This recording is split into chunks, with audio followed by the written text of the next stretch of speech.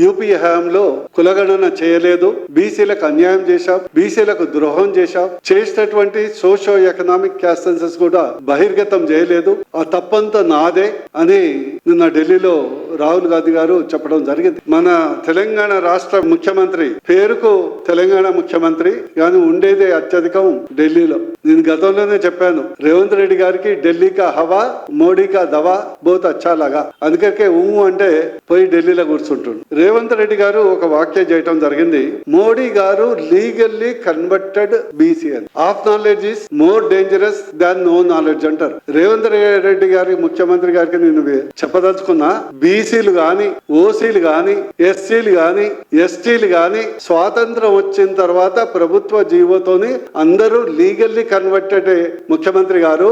ఎవరు పుట్టగానే నేను బీసీని, నేను ఓసీని, నేను ఎస్సీని అని సర్టిఫికేట్ తీసుకొని తల్లి గర్భం నుంచి పుట్టారు. ప్రభుత్వ జీవోల ద్వారానే కేటగరైజేషన్ జరిగింది.